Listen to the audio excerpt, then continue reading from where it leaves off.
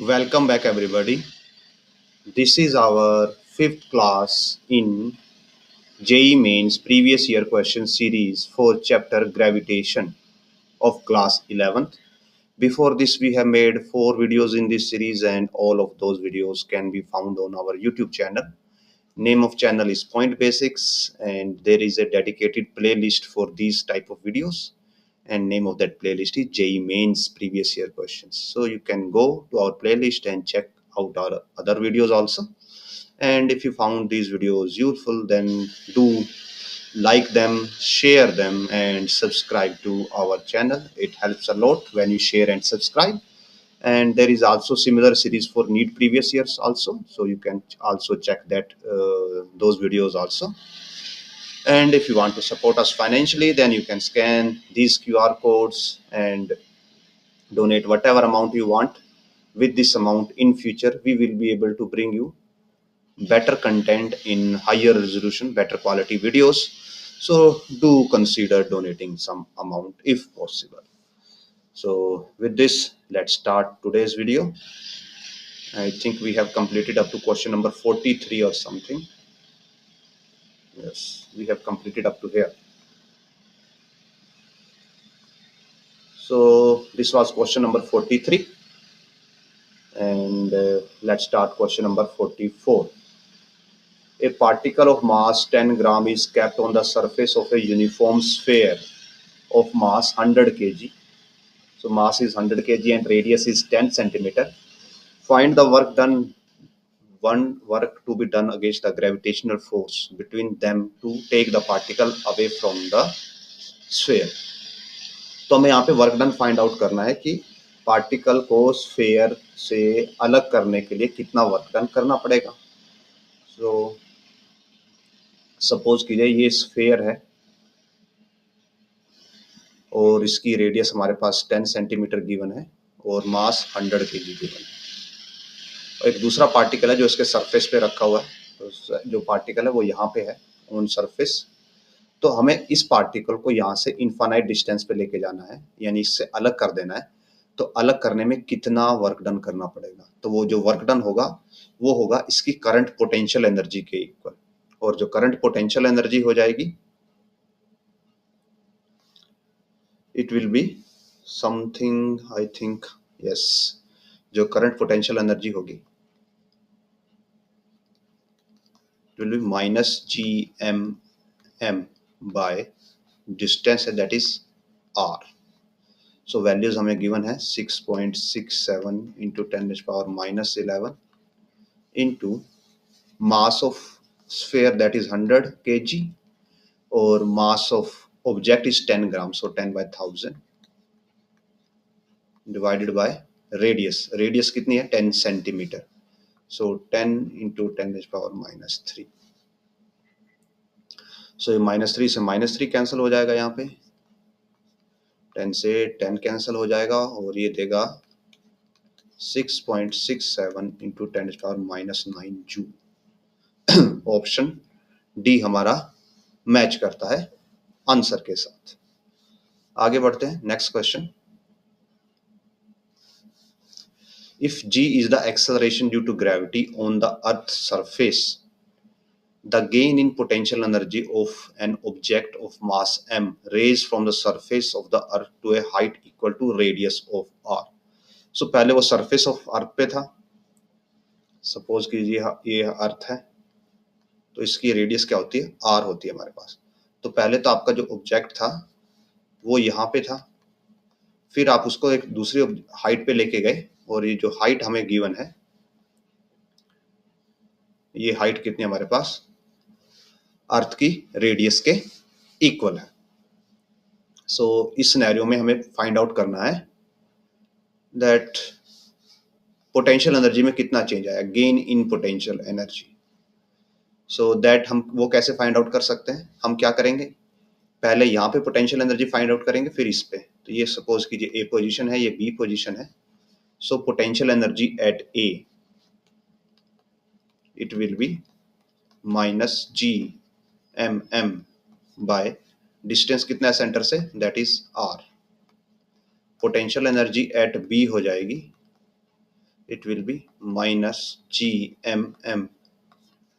Centre से distance r plus r, total 2r. So change in potential energy आ जाएगा.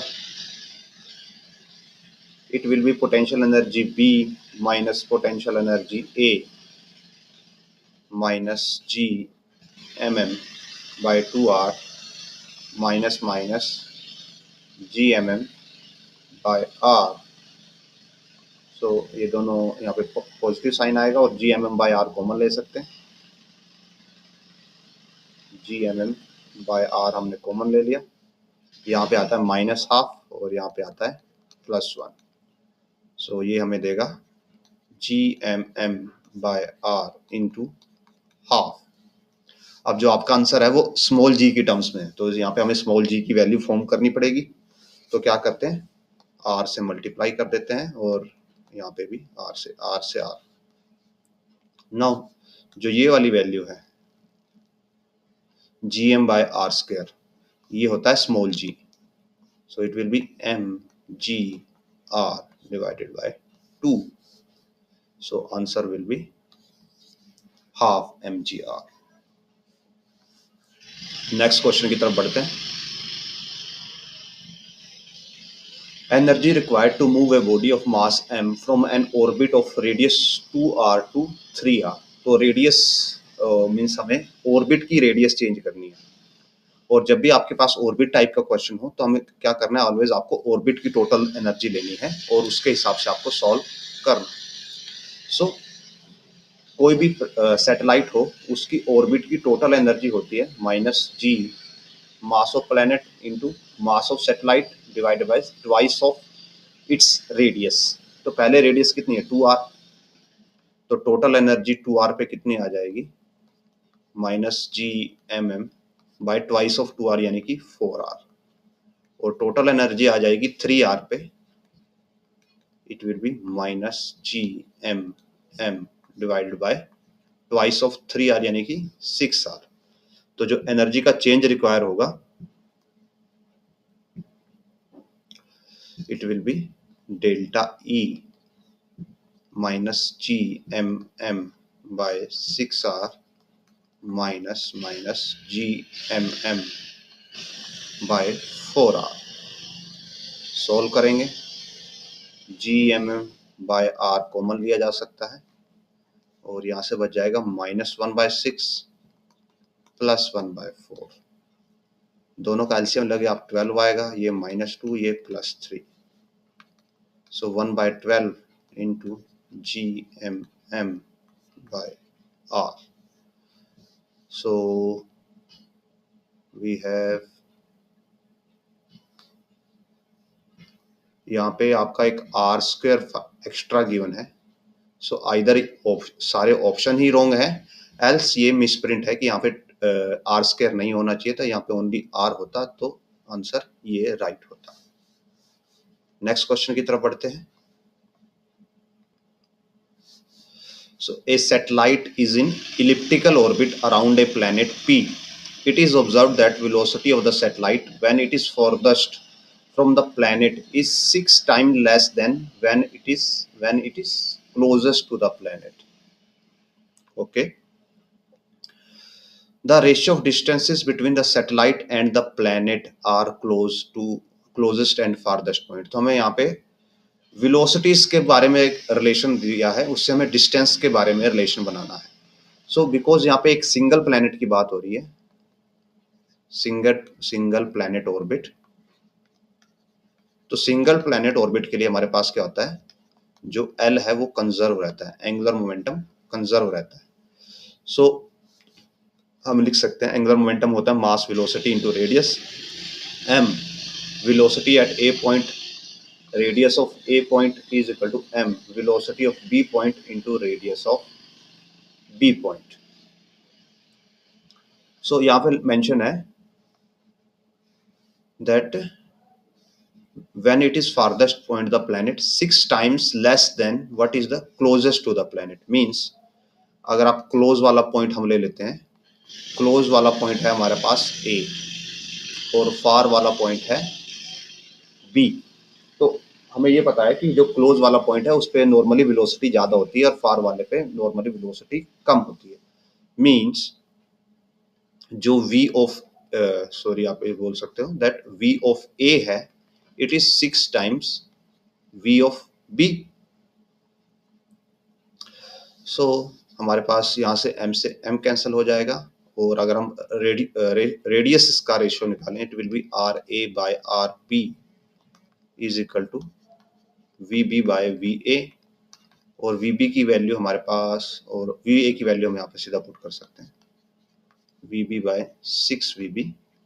सो ये कट होके आता है 1:6। Next question, a body is moving in low circular orbit about the planet of mass m and radius r. The radius of the orbit can be taken as r itself. Then the ratio of the speed of the body in the orbit to the escape velocity from the planet. So we know जब भी कोई body circular orbit में revolve कर रही है तो जो उसकी काइनेटिक एनर्जी है ई काइनेटिक ये गिवन दी जाती है gmm/2r से। और जो एस्केप वेलोसिटी है अर्थ के केस में एस्केप वेलोसिटी की वैल्यू होती है √2gm/r। तो हमें ये जो काइनेटिक एनर्जी है इससे क्या बनाना होगा सैटेलाइट की ऑर्बिटल वेलोसिटी। तो सैटेलाइट की ऑर्बिटल वेलोसिटी हो जाएगी जो कि इसका फॉर्मूला होगा 12mv², इसको हम v ऑर्बिटल बोल देते हैं और इसकी वैल्यू है gmm/2r। सो m से m कैंसिल हो गया यहाँ पे और ये 2 से 2 कैंसिल हो जाता है तो यहाँ से v ऑर्बिटल की वैल्यू आती है √gm/r। सो अगर आप दोनों को कंपेयर करते हो तो आप लिख सकते हो दैट जो एस्केप वेलोसिटी है it is √2 times of v orbital और हमें रेशियो किसका निकालना है speed of the body in orbit to escape. So हमें निकालना है v orbital by v escape. तो ये हो जाएगा 1/√2। Option A is the right answer. Next question, A satellite is moving in a low circular orbit around the earth again, यहाँ पे low circular orbit है। The radius is roughly equal to radius of earth. By a firing rocket attached to it, its speed is instantaneously increased in the direction of motion, so it becomes √3/2 times larger. Means पहले थी v orbital थी और अब हो जाती है √3 2 times of v orbital और हमें ये पता है कि v orbital की वैल्यू हमने जस्ट अभी कैलकुलेट की इट इज √gm/r। जो सैटेलाइट अर्थ के पास रिवॉल्व कर रहा है और यहाँ पे भी मेंशन है कि वो अर्थ के पास रिवॉल्व कर रहा है।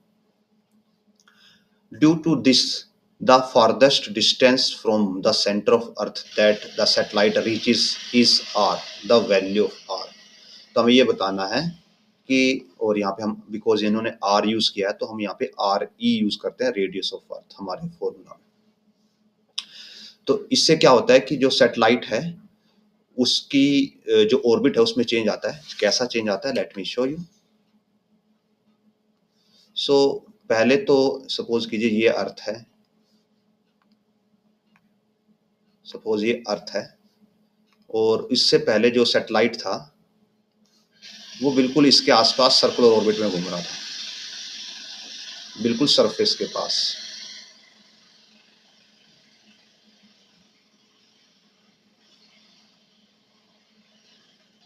उसकी ऑर्बिट कुछ बिल्कुल सरफेस के ऐसे थी। अब क्या किया जाता है, हम इसको कॉपी कर लेते हैं।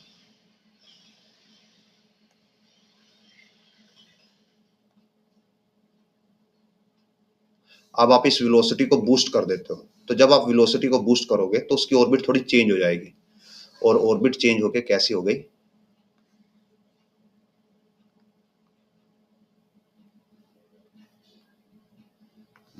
वेट ए मिनट, हम थोड़ा सा डिजाइन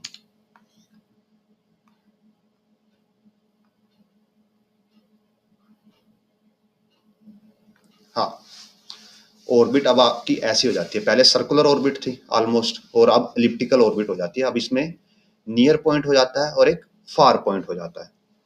तो ये मेंशन किया गया है कि इसकी वजह से जो फारदेस्ट पॉइंट है वो उसका डिस्टेंस r के इक्वल है। फारदेस्ट पॉइंट का डिस्टेंस r के इक्वल है अर्थ के सेंटर से। तो ये वाला डिस्टेंस है ये r के इक्वल है, और ये नियरेस्ट पॉइंट है, यहां से ही हमने वेलोसिटी को इंक्रीज किया था, तो ये तो किसके इक्वल होगा, ये रेडियस ऑफ अर्थ के ही इक्वल होगा सेंटर से मेजरमेंट की फॉर्म में। तो अब हमें इस r की वैल्यू बतानी है। तो जो ये RE पॉइंट है, हमें इस पे वेलोसिटी पता है, बिकॉज वेलोसिटी को बूस्ट इसी पॉइंट पे किया गया था, तो हमें ये पता है कि इस पॉइंट पे ये वेलोसिटी होगी। और हमें ये पता है कि जो एंगुलर मोमेंटम है L, वो क्या रहता है, कंजर्व रहता है, हमें इतना पता है L कंजर्व रहता है। और जो टोटल एनर्जी है, टोटल एनर्जी वो भी कंजर्व रहती है। सो हम इनका सबका यूज करके ये जो डिस्टेंस x, ये जो डिस्टेंस r है, इसकी वैल्यू को फाइंड आउट कर सकते हैं। सो लेट अस स्टार्ट। सबसे पहले एंगुलर मोमेंटम कंजर्वेशन करते हैं। तो एंगुलर मोमेंटम कंजर्वेशन से हमारे पास क्या आएगा, अगर हम इसको पॉइंट A ले लेते हैं और इसको हम पॉइंट B ले लेते हैं, और आपको अभी ये डाउट हो सकता है कि सर जब फायर किया गया तो उसमें क्या गारंटी है कि ये पॉइंट नियरेस्ट पॉइंट होगा।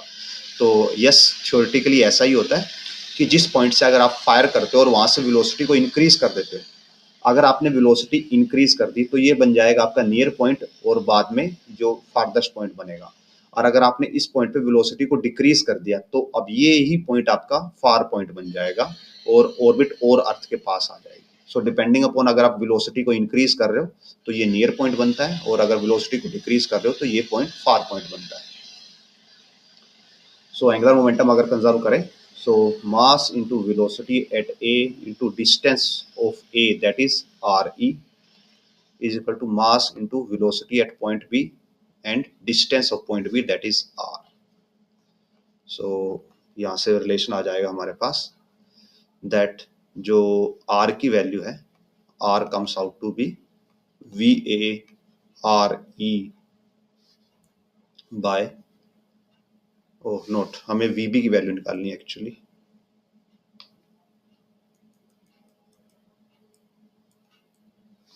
सो VB आ जाता है VA RE divide by R, और VA की वैल्यू क्या है, √3 time V orbital. So √3a/2 V orbital RE by R, ये हमारे पास वैल्यू आ जाती है VB। और ये ऑर्बिटल वेलोसिटी कौन सी है, जो स्टार्टिंग में इस ऑर्बिट की वेलोसिटी थी, और इसके लिए वैल्यू हमारे पास ऑलरेडी अवेलेबल है √GME/RE, where R is radius of earth, because जो सैटेलाइट है वो बिल्कुल सरफेस के पास रिवॉल्व कर रहा। नाउ आगे बढ़ते हैं। अब हम टोटल एनर्जी को कंजर्व करते हैं। सो टोटल एनर्जी कंजर्व करने के लिए क्या होगा, यहाँ पे सैटेलाइट के पास काइनेटिक एनर्जी होगी और पोटेंशियल एनर्जी होगी, और इस पॉइंट पे भी सैटेलाइट के पास काइनेटिक एनर्जी होगी और पोटेंशियल एनर्जी कंजर्व होगी। आप टोटल एनर्जी का डायरेक्ट फॉर्मूला लिख के कंजर्व नहीं कर सकते, कि जो ऑर्बिट के लिए टोटल एनर्जी का डायरेक्ट फॉर्मूला होता है -GMM/2R, बिकॉज यहाँ पे जो R होता है ये एवरेज डिस्टेंस होता है, तो आप इससे कंजर्व नहीं कर पाएंगे। आपको दोनों टर्म्स को इंडिविजुअल कंजर्व करना होगा, उनके सम को कंजर्व करना होगा टोटल एनर्जी के। सो टोटल एनर्जी में फर्स्ट आएगी kinetic energy at A point, potential at A point equal to kinetic at B plus potential at B. So half m, A point पे जो एनर्जी है यानी velocity है, that is root इसका square होगा, तो it will be 3/2 v square, v naught square minus GMM divide by RE is equal to half m। B point की velocity हमारे पास वैल्यू ये है, so it will be 3/2 v naught square RE square by R square minus GMM by R। तो ये हमारे पास net formula बन जाता है। अब वेलोसिटी की टर्म्स को एक साइड करते हैं, और जो हमारे पास अदर टर्म्स हैं उनको एक साइड करते हैं। तो हम ये इस वैल्यू को इधर ले आएंगे और इसको इधर ले जाके जाएंगे। सो ये हमें देगा 3/4 mv0 स्क्वायर। यहाँ से आएगा 3/4 minus 3/4 mv0 square RE square by R square equals to minus GMM by R plus GMM by RE। यहाँ से 3/4 mv0 स्क्वायर कॉमन ले सकते हैं, ये बचेगा 1 minus RE square by R square, और यहाँ से हम माइनस GMM कॉमन ले सकते हैं, ये बचता है 1/R minus 1/RE। So now what we do? Yes, इसको फर्दर सॉल्व करते हैं। mv0 स्क्वायर, यहाँ पे एलसीएम लेके सॉल्व करेंगे तो ये हो जाएगा R square minus RE square divide by R square is equal to minus GMM RE and this comes to be RE minus R।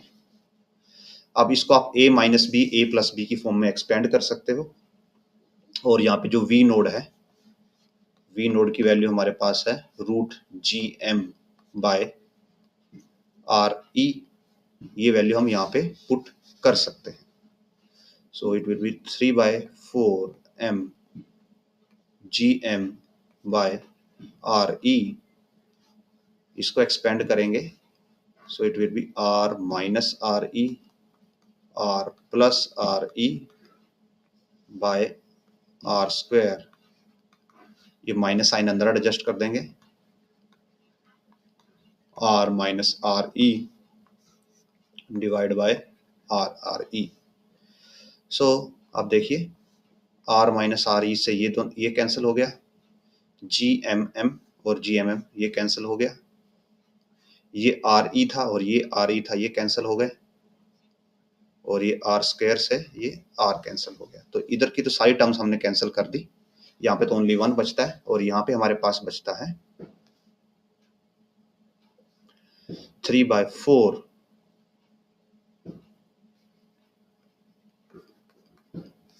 ऊपर बचता है R plus RE divide by R is equal to 1, cross multiply करते हैं तो 3R plus 3RE is equal to 4R, और यहाँ से 3R को आप इधर सब्ट्रैक्ट कर सकते हो, तो 3RE is equal to R, और हमें R की वैल्यू ही कैलकुलेट करनी थी अर्थ की रेडियस की टर्म्स में। So here is option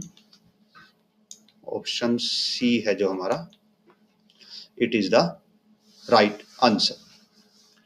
next question की तरफ बढ़ते हैं, and let us make it slightly thinner. Mass density of a spherical galaxy varies as k/r over the large distance r from its center. In that region, a small star is in circular orbit of radius r. Then the period of revolution depends upon. तो हमें ये बताना है कि period of revolution किस पे depend करेगा।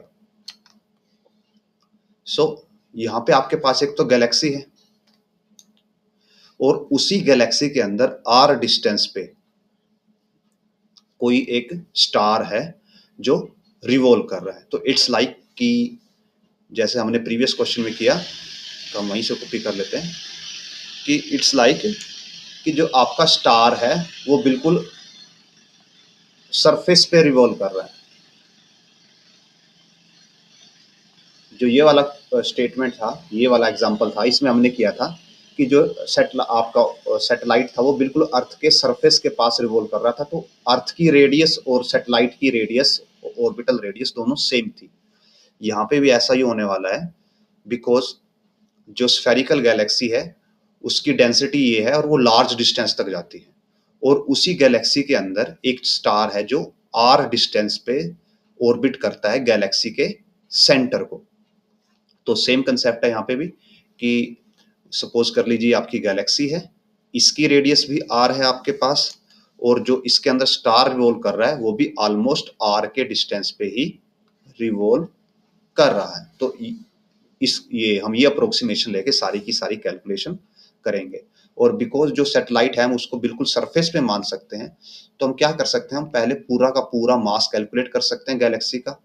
जब हमारे पास मास आएगा, मास से फोर्स बना सकते हैं, और फिर फोर्स से हम क्या बना सकते हैं, उस फोर्स को सेंट्रीपिटल फोर्स के इक्वल करके वहां से वेलोसिटी, और वेलोसिटी से फिर टाइम पीरियड बना सकते हैं। सो लेट अस स्टार्ट। तो इस टाइप के क्वेश्चंस को करने के लिए हम क्या करते हैं, ऑलवेज अगर ये आपके पास सपोज कीजिए गैलेक्सी है, तो इसके अंदर में एक स्मॉल एलिमेंट लेते हैं, एंड स्मॉल एलिमेंट लेके फिर हम क्या करते हैं, उसकी थिकनेस लेते हैं, स्मॉल एलिमेंट x डिस्टेंस पे, थिकनेस dx, तो इस स्मॉल एलिमेंट का हम मास निकालते हैं।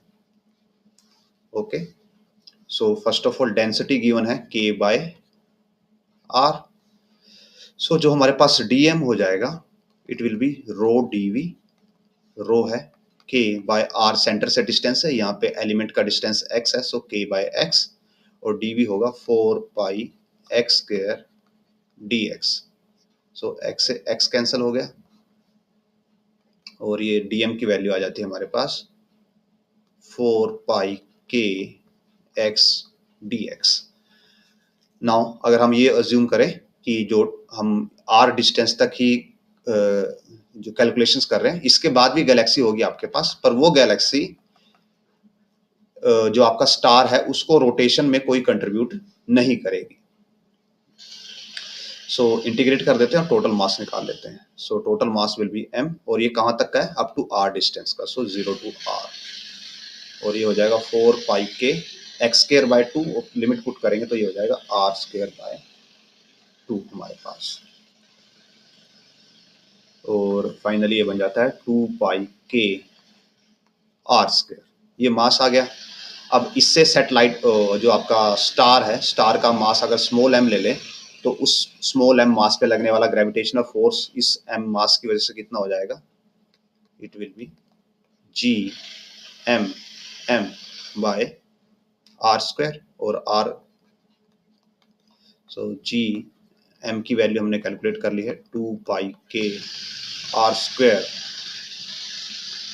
Into small m divide by r square, so ये कैंसल, और ये आ जाता है 2 पाई के जी इंटू एम।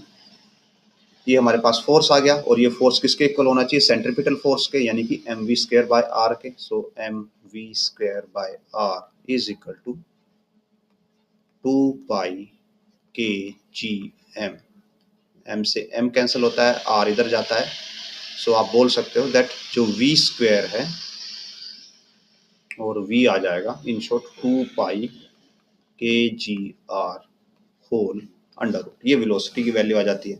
और अब आपको टाइम पीरियड बनाना है, तो टाइम पीरियड इजीली बनाया जा सकता है। टाइम क्या होगा, टोटल डिस्टेंस बाय वेलोसिटी, और जब स्टार रिवॉल्व कर रहा है तो वो आर रेडियस में रिवॉल्व कर रहा है, तो उसके जो डिस्टेंस हो जाएगा वो सर्कमफ्रेंस के इक्वल हो जाएगा, यानी कि 2 पाई आर।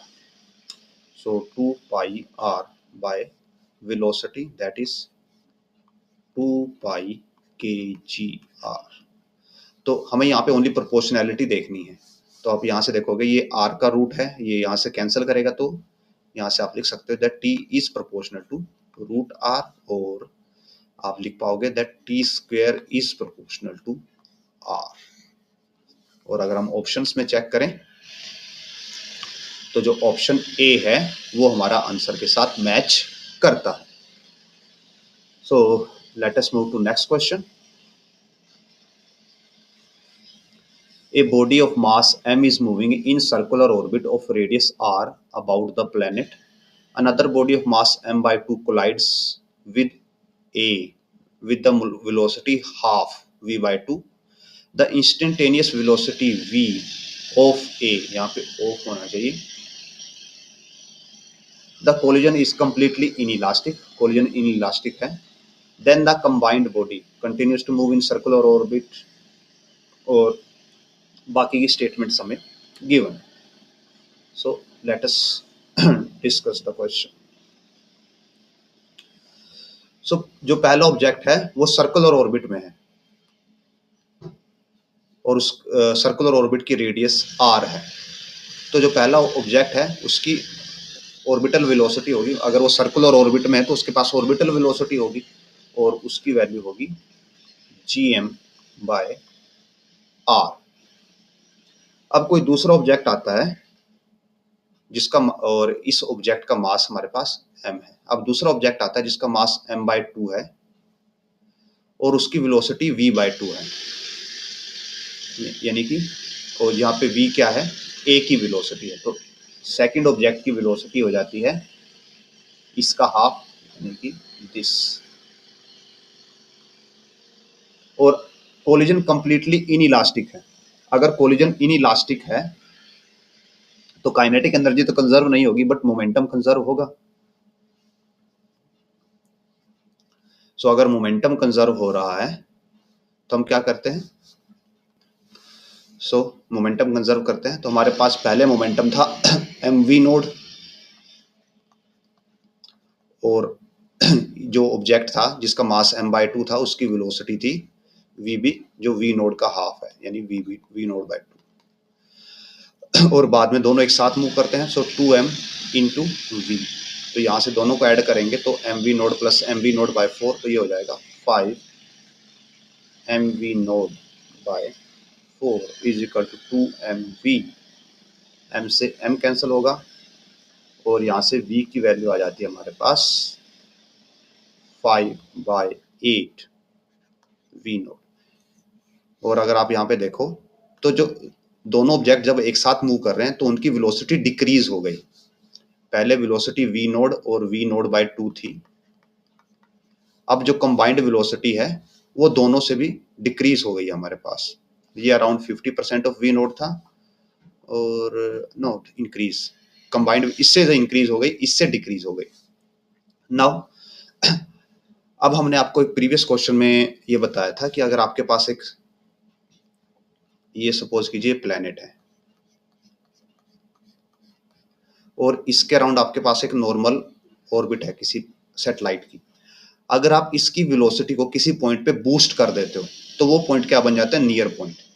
अगर आपने वेलोसिटी को बूस्ट कर दिया तो उसकी न्यू ऑर्बिट कुछ ऐसे हो जाएगी जहाँ पे एक फार पॉइंट बनेगा और जो बूस्ट करने के टाइम पे जो पॉइंट था वो बन गया near point.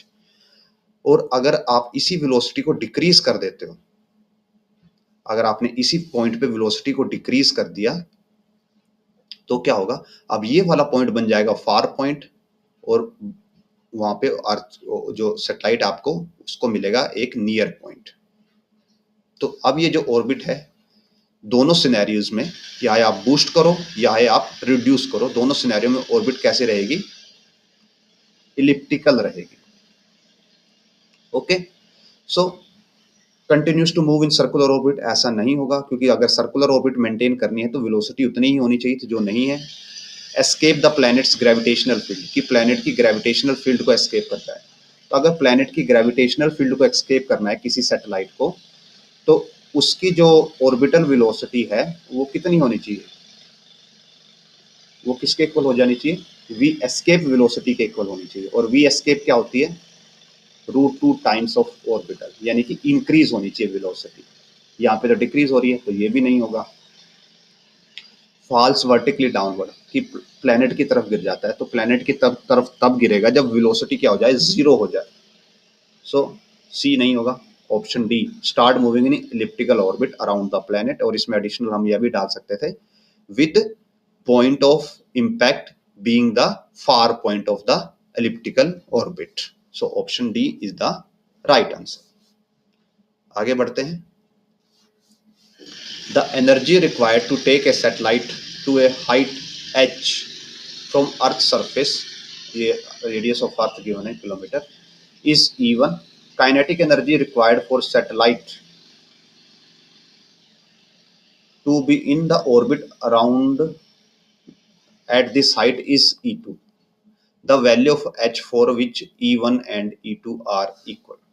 So h height पे ले जाने के लिए जो एनर्जी है उसको E1 बोला गया है और E2 है कि उसी h हाइट पे जो सैटेलाइट होगा उसको सर्कुलर ऑर्बिट में रहने के लिए जो एनर्जी रिक्वायर्ड है उसको E2 बोला गया है। और ये पूछा गया है कि अगर ये दोनों इक्वल हों तो ऐसी हाइट की वैल्यू क्या होगी। Okay, so first of all हम पहला E1 कैलकुलेट करते हैं। तो सपोज कीजिए ये प्लैनेट है, स्टार्टिंग में आपका ऑब्जेक्ट यहाँ पे है जो प्लैनेट के सरफेस पे, और फिर आप उसको h हाइट पे ले जाते हो। तो यहाँ पे h हाइट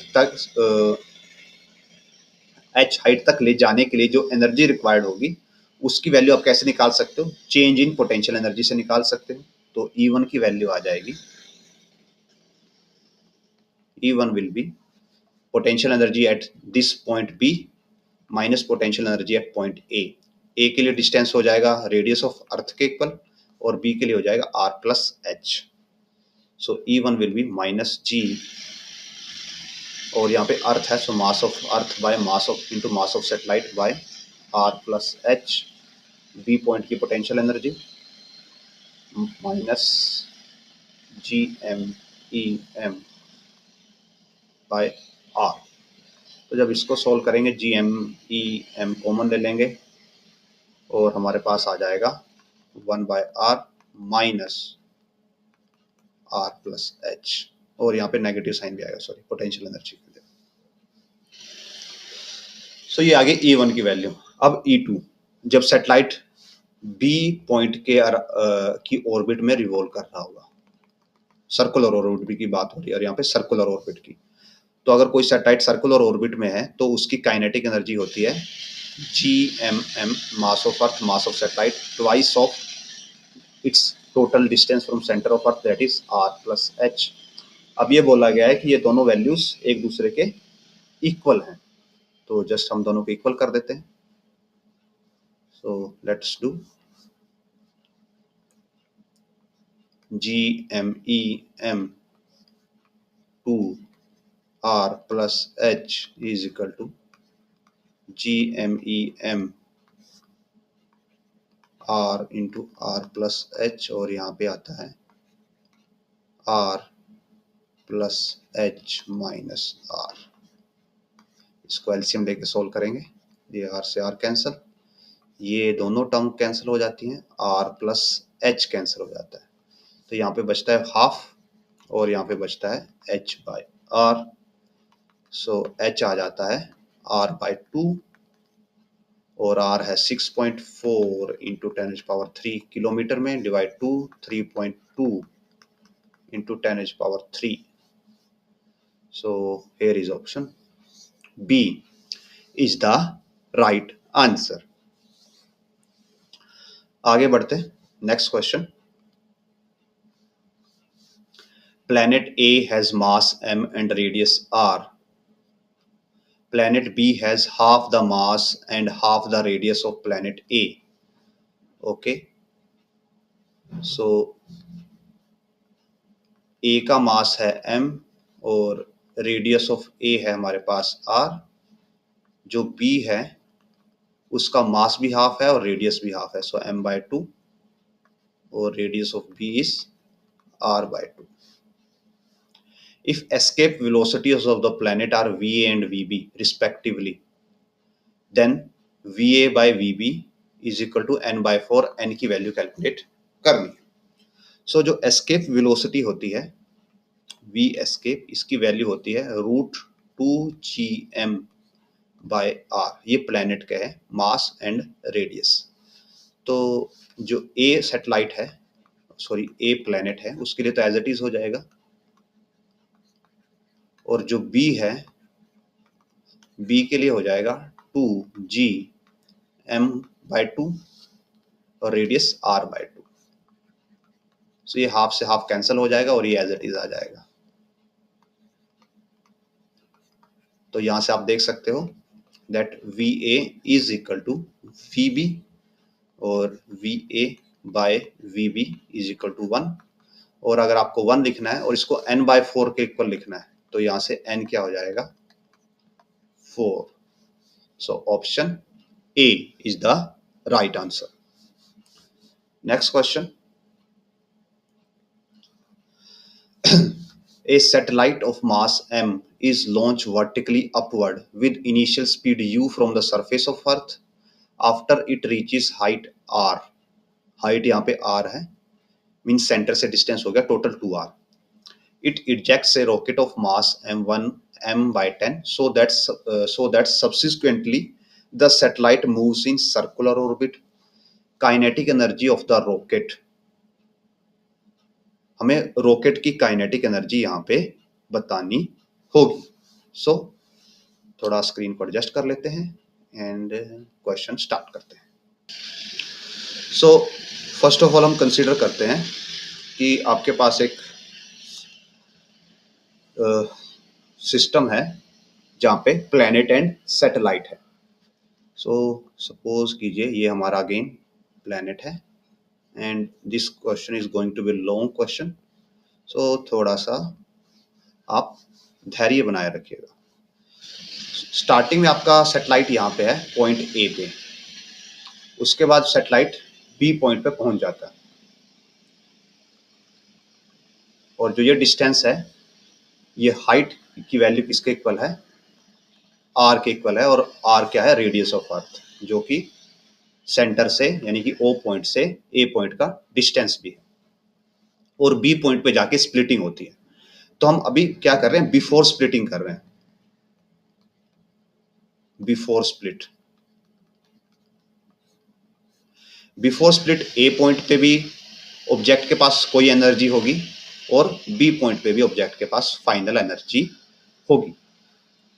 तो हम ये मान के चलते हैं कि जो ए पॉइंट है इस पे सैटेलाइट के पास जो वेलोसिटी थी हम उसको मानते हैं इनिशियल वेलोसिटी u, और बी पॉइंट पे फाइनल वेलोसिटी मान लेते हैं v. और बी पॉइंट पे हम वेलोसिटी जीरो क्यों नहीं मान रहे, बिकॉज यहाँ पे मेंशन है कि जो आपका सैटेलाइट है वो एक रॉकेट को इजेक्ट करता है और रॉकेट को इजेक्ट करने के बाद सैटेलाइट तो सर्कुलर ऑर्बिट में घूमने लग जाता है. जो रॉकेट है, रॉकेट आगे जाएगा कहीं स्पेस में. तो अगर रॉकेट के पास वेलोसिटी है मींस रॉकेट के पास मोमेंटम है, तो यानी कि बी पॉइंट पे सैटेलाइट प्लस रॉकेट दोनों के पास कोई ना कोई मोमेंटम था. दैट्स वाई हम फाइनल वेलोसिटी को जीरो नहीं मान रहे हैं. तो अगर हम दोनों पॉइंट्स पे एनर्जी को कंपेयर करें, बिकॉज ए पॉइंट पे और बी पॉइंट पे टोटल एनर्जी कंजर्व रहेगी. So total energy at A is equal to total energy at B. तो ए पॉइंट पे टोटल एनर्जी हो जाएगी हमारे पास half M U square minus G mass of earth, mass of satellite by distance R is equal to half M V square minus G M M by total distance 2r. यहां से हम क्या कर सकते हैं, u वाली term को इधर ले आए और इस टर्म को इधर ले आए तो ये पॉजिटिव हो जाएगी. So it will be G M E M 2r minus G M E M by r is equal to half M V square minus half M U square. और यहाँ से m सारा हम लेके कैंसिल कर सकते हैं. यहाँ से जी एम ई कॉमन ले सकते हैं, G M E by R, G M E by R अगर हम कॉमन ले लें तो ये बचता है हाफ माइनस 1. और यहाँ से हाफ कॉमन ले लें अगर तो ये बचता है V square minus U square. Further इसको सोल्व किया जा सकता है. ये आ जाएगा minus G M E by 2r और ये हो जाएगा half V square minus U square. Half से हाफ कैंसिल होगा, माइनस को एडजस्ट कर देते हैं. तो it will be G M E by R is equal to U square minus V square. और यहाँ से v की वैल्यू हम कैलकुलेट कर सकते हैं. v will be G M E by R minus U square. So B point की हमारे पास वेलोसिटी आ जाती है जिसको हमने जीरो अज्यूम नहीं किया था और 0 इसलिए अज्यूम नहीं किया था क्योंकि यहाँ पे रॉकेट को एजेक्ट करना है। अगर रॉकेट को एजेक्ट करना है तो मीन्स दोनों ऑब्जेक्ट की वेलोसिटी अलग अलग होनी चाहिए। ओके, तो इतना हमने सॉल्व कर लिया। नाउ इजेक्शन के बाद क्या होता है, जो सैटेलाइट है वो सर्कुलर ऑर्बिट में चला जाता है। सो लेट अस मूव, हम इस डायग्राम को थोड़ा सा सेपरेट पार्ट पे लेके जाते हैं सो दैट हम एक्सप्लेन कर पाए। Yes, here it is. तो अब इजैकुलेशन होती है, तो और इजैकुलेशन की वजह से क्या होता है, ये सर्कुलर ऑर्बिट में चला जाता है। तो सपोज ये ऑर्बिट है,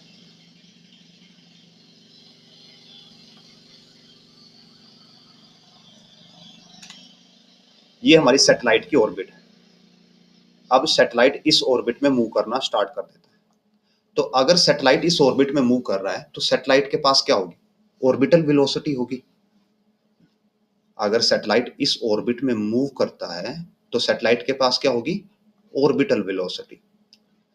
और जो रॉकेट था और ये जो ऑर्बिटल वेलोसिटी है ये क्या होगी, आपकी इनिशियल वेलोसिटी के परपेंडिकुलर होगी। मींस आपका जो रॉकेट प्लस सैटेलाइट सिस्टम था, पहले वो कैसे जा रहा था, ऐसे जा रहा था, तो उसकी इनिशियल वेलोसिटी इस डायरेक्शन में, और जो सैटेलाइट की वेलोसिटी है वो इसके परपेंडिकुलर डायरेक्शन में होगी। तो यहाँ पे हमारे पास दो वेलोसिटीज हैं डील करने के लिए।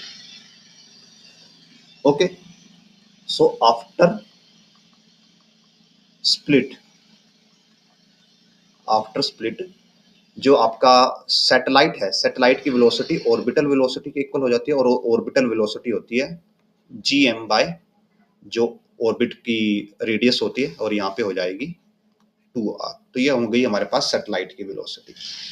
सो अब अगर आप यहाँ पे रॉकेट को देखें, यहाँ से हम बी पॉइंट हटा देते हैं और बी पॉइंट को इधर रखते हैं। अब जो आपका ये रॉकेट यहाँ पे जब यहाँ पे जो रॉकेट होगा, उस रॉकेट को बिकॉज जब भी स्प्लिट होगा तो मोमेंटम तो कंजर्व होगा, तो उस रॉकेट को सैटेलाइट का ये मोमेंटम भी कंजर्व करना होगा और उसको ये वाला मोमेंटम भी कंजर्व करना होगा। तो जो आपका रॉकेट है एक्चुअली वो ऐसे जाएगा, वेलोसिटी ऑफ रॉकेट का कंपोनेंट कुछ ऐसे जाएगा। इसको हम अलग से आपको एक्सप्लेन कर देते हैं साइड में। स्टार्टिंग में क्या था, अगर हम इसको ना थोड़ा सा डायग्राम को रोटेट कर दे तो आपके लिए और इजी हो जाएगा। So let me do this, और हम इसको थोड़ा सा रोटेट कर देते हैं ताकि आपको कंपोनेंट वाइज समझना आसान हो जाएगा। यस, अब आपके लिए थोड़ा समझना इजी होगा। तो स्टार्टिंग में क्या है कि जो आपका इस पॉइंट पे रॉकेट प्लस सैटेलाइट दोनों के पास एक वेलोसिटी है जिसको हमने निकाला था, जिसकी वैल्यू हम कैलकुलेट कर चुके हैं, और ये वैल्यू हमने निकाली है v। रॉकेट प्लस सैटेलाइट के पास वेलोसिटी कितनी है, v। इस पॉइंट पे स्प्लिट होता है और जो आपका सैटेलाइट है वो ऐसे चला जाता है, परपेंडिकुलर चला जाता है, और वो परपेंडिकुलर के बाद ऐसे सर्कुलर ऑर्बिट ले लेता है, ऐसे कुछ। तो ये सैटेलाइट की वेलोसिटी हो जाती है। तो जो सैटेलाइट है उसको ये वाला मोमेंटम भी कंजर्व करना होगा। अगर हम इनिशियल मोमेंटम ले लें बिफोर स्प्लिट, और हम ये इसको वाई डायरेक्शन मान लेते हैं। बिफोर स्प्लिट आपके पास टोटल मोमेंटम क्या था, मास of satellite plus mass of rocket into velocity v था आपके पास। और आफ्टर स्प्लिट क्या हो जाता है, जो सैटेलाइट है उसकी वेलोसिटी हो जाती है ms vs, सैटेलाइट की वेलोसिटी, और प्लस में आपके पास होगा जो रॉकेट है, रॉकेट की वैल्यू को हम वेलोसिटी को हम मान लेते हैं vr।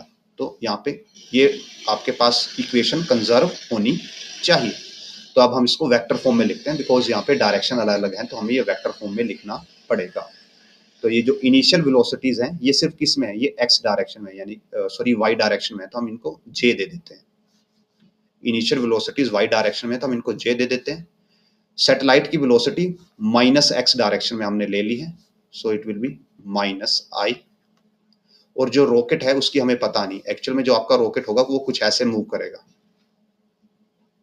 सो दैट वो इनिशियल टोटल मोमेंटम को कंजर्व कर पाए और ये जो सैटेलाइट का मोमेंटम है इसको भी कंजर्व कर पाए। सो let us do the calculations. अब हमें सैटेलाइट का और रॉकेट का मासेस भी चाहिए होंगे सेपरेटली। ये तो आपका जो टोटल हो, इनिशियली तो टोटल है, सो इसको आप टोटल ही ऐड कर लो अगर, तो ये तो आपको ओनली m देगा जो टोटल मास है। m v j is equal to satellite का मास अगर हम क्वेश्चन में जाके देखें वापस जो स्प्लिट होता है, तो जो आपका है रॉकेट का मास है, mass of rocket it is m/10। तो जो सैटेलाइट है, सैटेलाइट का मास हो जाएगा 9m/10। इन वैल्यूज को यहाँ पे यूज करते हैं।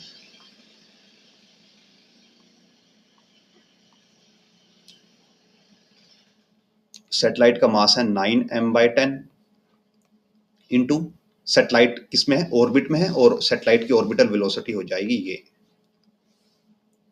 gm/2r इंटू आई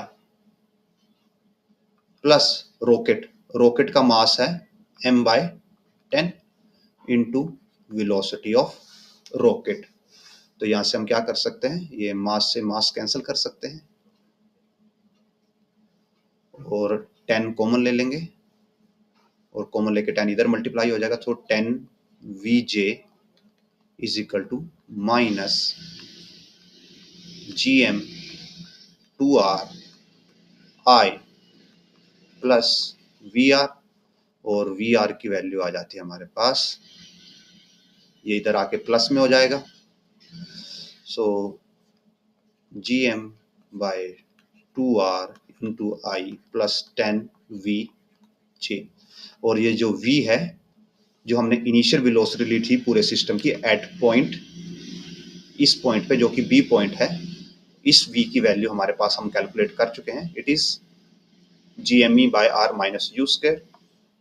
सो वैल्यूज पुट करते हैं further, 10 gme/r into u square, u हमने इनिशियल वेलोसिटी ली हुई, और ये वाली value as it is gm/2r into I, और ये आ जाती है रॉकेट की final velocity. So that's how आप रॉकेट की वेलोसिटी कैलकुलेट कर सकते हो। आई थिंक हमने ये वैल्यू गलत लिख दी रॉकेट की, let me check. Yes, gme minus U square, तो इसको हम एज इट इज कॉपी कर लेते हैं, कॉपीड, और यहाँ पे 10 टाइम्स में पेस्ट हो गई है यहाँ पे। So delete it and paste it, और ये है 10 times,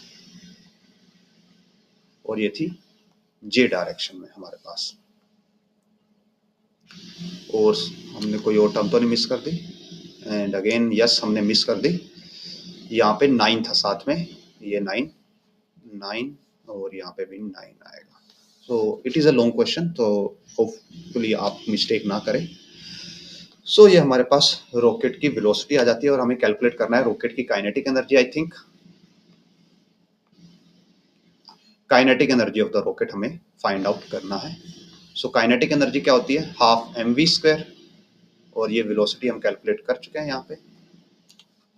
so kinetic energy of rocket हो जाएगा half mass of rocket that is m/10 into this velocity का स्क्वायर हमारे पास आ जाएगा। तो यहाँ पे दो कंपोनेंट है, दोनों का हम इंडिविजुअली स्क्वायर करेंगे। सो 9 स्क्वायर 81 gm/2r, और साथ में हो जाएगा प्लस 10 का स्क्वायर 100, और ये होगा gm/r, ये me जो मास ऑफ अर्थ है, यहाँ पे भी मास ऑफ अर्थ यूज होगा हर जगह। So this will be mass of earth gme minus u square. So ये हो जाता है, इट विल बी m/20, ये होगा 81 GME बाय 2R, ये हो जाएगा प्लस में 100 GME by R minus 100 U square. Or we made some mistake, I think. Again, sorry, हमने फिर से एक मिस्टेक कर दिया यहाँ पे, और बहुत ही बेसिक सी मिस्टेक हमने की।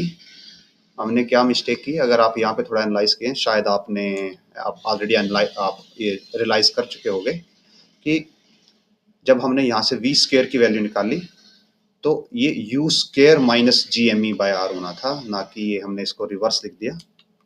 तो ये होना था, इसको होना था u square minus GME by R। So I think these long classes ये हमारे थिंकिंग कैपेसिटी को थोड़ा सा डिक्रीज करती हैं। सो यहाँ पे भी हमें चेंज करना होगा, u square minus GME by R, यहाँ पे भी चेंज होगा u square minus GME by R, और ये नेगेटिव हो जाएगा जस्ट, और ये पॉजिटिव हो जाएगा। Now let's move forward. तो अब हम क्या कर सकते हैं, कैलकुलेशन करना है तो इसको भी 2 से मल्टीप्लाई कर देते हैं और इसको भी 2 से मल्टीप्लाई कर देते हैं।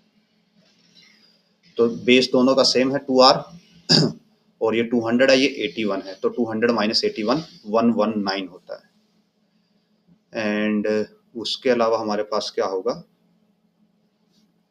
सो m बाय 20, ये हो जाएगा यहाँ पे 100 u square minus 119 GME by 2R।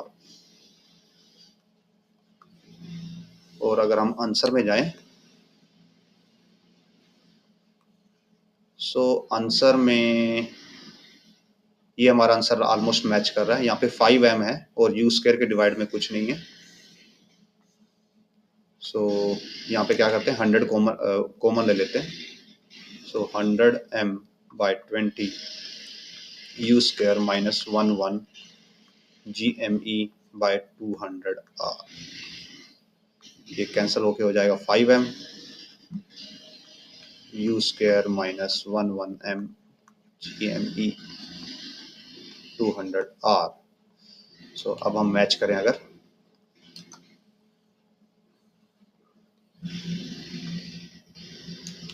So option B हमारा यहाँ पे मैच करता है। So this question almost took 20 minutes and hopefully आपको थोड़ा ये कंसेप्ट समझ में आया होगा कि इसमें हमने क्या किया है क्वेश्चन के अंदर, जो इसमें बेसिक आपको ओनली अंडरस्टैंडिंग जो डेवलप करनी है, अगर आप मिस्टेक्स तो नहीं करते हमारी तरह। तो सिर्फ ये आपको यहाँ पे मोमेंटम कंजर्वेशन में आपको ये ध्यान रखना है कि आप मोमेंटम किस वे में कंजर्व करते हो और वेलोसिटीज को आप कैसे माइंड में रख के ये अंडरस्टैंडिंग डेवलप करते हो कि जब इनिशियली वो स्प्लिट होगा तो उसके पास वेलोसिटी होगी, और ये जो आपकी वर्टिकल वेलोसिटी, आप इंडिविजुअल मोमेंटम भी कंजर्व कर सकते हो कि जो वर्टिकल वेलोसिटी है वो पूरी की पूरी कौन लेके जाएगा, वो पूरी की पूरी रॉकेट लेके जाएगा, और जो सैटेलाइट मूव होगा वो एडिशनल हॉरिजॉन्टल वेलोसिटी दे देगा यहाँ पे रॉकेट को। दैट्स वाई जो रॉकेट है वो कुछ एक्चुअल पाथ उसका कुछ ऐसे एंगल पे होगा, और जब आप ये मोमेंटम यहाँ पे कंजर्व करोगे तो आपके पास वेलोसिटी आ जाएगी, और उस वेलोसिटी से आप फाइनली काइनेटिक एनर्जी निकाल सकते हो। सो विद दिस, इस वीडियो को हम आज यहीं पे एंड करते हैं। होपफुली ये वीडियो है जो आपकी अंडरस्टैंडिंग इंप्रूव करेगा कंसेप्ट्स के रिगार्डिंग, क्वेश्चंस के रिगार्डिंग।